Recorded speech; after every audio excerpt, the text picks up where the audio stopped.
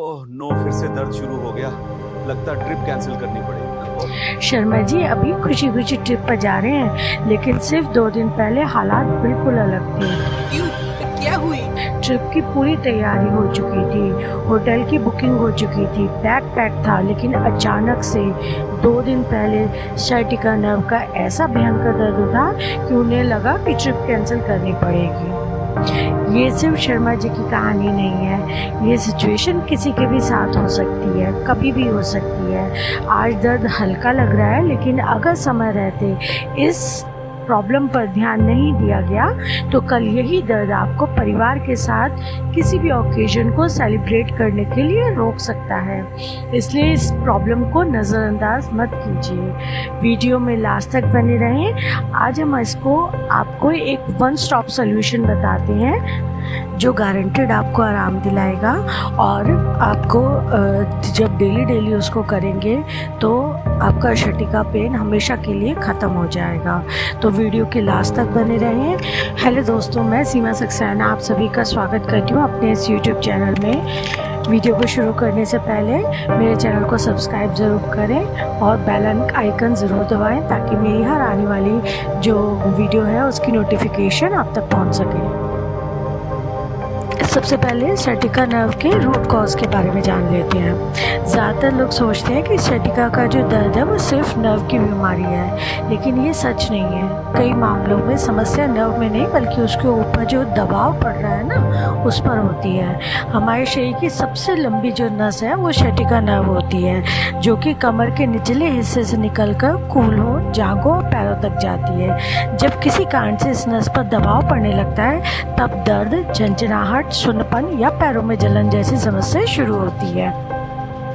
Common reason देख लिए, लंबे समय तक बैठकर काम करना, कमर और हिप्स की मांसपेशियों का कमज़ोर होना। थर्ड है गलत पोस्चर में बैठना या खड़े रहना, स्लिप डिस्क या डिस्क का उभर जाना, बढ़ता हुआ वजन जिससे रीढ़ की हड्डी पर अतिरिक्त दबाव पड़ता है। लास्ट है शरीर में कम मूवमेंट और ख़राब ब्लड सर्कुलेशन। अब इस चीज़ का हमेशा ध्यान रखेंगे कि जब भी आप चाहे बैठे हुए हैं, चाहे खड़े हुए हैं, चाहे लेटे हुए हैं, आपकी स्पाइन बिल्कुल सीधी होनी चाहिए। इस चीज़ की आपको हमेशा प्रैक्टिस करते रहना चाहिए ताकि आपकी स्पाइन जो है बिल्कुल सीधी रहे। अगर स्पाइन झुकी हुई होगी तो स्पाइन से रिलेटेड जितनी भी प्रॉब्लम्स हैं उनमें से कोई ना कोई प्रॉब्लम आपको ज़रूर होगी। तो आगे से स्पाइन सीधी रखना आपकी जिम्मेदारी है। अब देखते हैं कौन कौन से विटामिन की डेफिशिएंसी होती है जो इस नर्व पेन को बढ़ाती है। एक तो होती है विटामिन B12 की कमी। ये जो है विटामिन B12 जो होती है ये नर्व्स की जो है ना एक तरीके से प्रोटेक्ट करती है नर्व्स को, और उसमें अगर कहीं कोई भी इंजरी है तो उसको रिपेयर करने में हेल्प करती है। बट अगर विटामिन B12 की कमी हो जाए तो एक तो हाथ पैरों में झंझनाहट होती है, सुन्नपन रहता है, पैरों में जलन होती है, कमज़ोरी और थकान जैसी प्रॉब्लम्स आती हैं। नेक्स्ट है विटामिन डी की कमी। विटामिन डी जो होता है वो हड्डियों और मांसपेशियों को मजबूत रखने में हेल्प करता है, लेकिन अगर विटामिन डी की अगर डेफिशिएंसी हो जाएगी तो आपको कमर दर्द, पैरों में दर्द, मांसपेशियों की कमज़ोरी और जल्दी थकान होना ये प्रॉब्लम्स दिखाई देती हैं। नेक्स्ट है विटामिन B1 यानी थायमाइन की कमी। ये जो विटामिन होता है वो नसों को ऊर्जा पहुंचाने में यानी कि नसों में एक एनर्जी देने में हेल्प करता है। बट अगर विटामिन B1 की कमी होती है तो इससे नसों में जो है वो कमज़ोरी होती है, पैरों में जलन होती है और बॉडी का बैलेंस जो है वो बिगड़ना शुरू हो जाता है। लास्ट है विटामिन B6 की कमी, यानी विटामिन B6 जो होता है वो नर्व सिग्नल्स को सही तरीके से काम करने में हेल्प करता है। बट अगर इसकी कमी होती है तो हाथ पैरों में झंझनाहट, नसों में दर्द, कमज़ोरी ये सब महसूस होता है। यानी कि जो ये लक्षण हैं इन पर ध्यान देना बहुत ज़्यादा ज़रूरी है ताकि हम अपने स्पाइन को और जितनी भी हमारी बॉडी की नर्व्स हैं उनको हम स्ट्रॉन्ग बना सकें।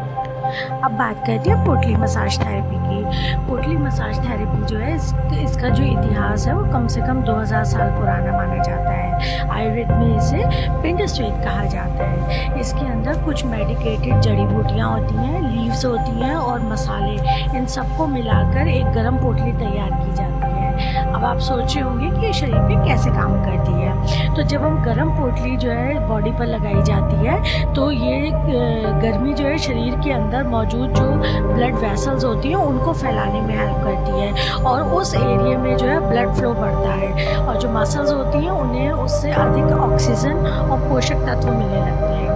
गर्मी मांसपेशियों की जो जकड़न होती है उसको कम करने में हेल्प करती है। जब टाइट मांसपेशियां रिलैक्स होती हैं तो नसों आसपास के जो टिश्यूज़ होते हैं उन पर दबाव ना कुछ हद तक कम होता है। पोटली में मौजूद जो जड़ी बूटियाँ होती हैं उनसे निकलने वाले प्राकृतिक तेल और सुगंध शरीर को रिलैक्स फील कराने में हेल्प करते हैं।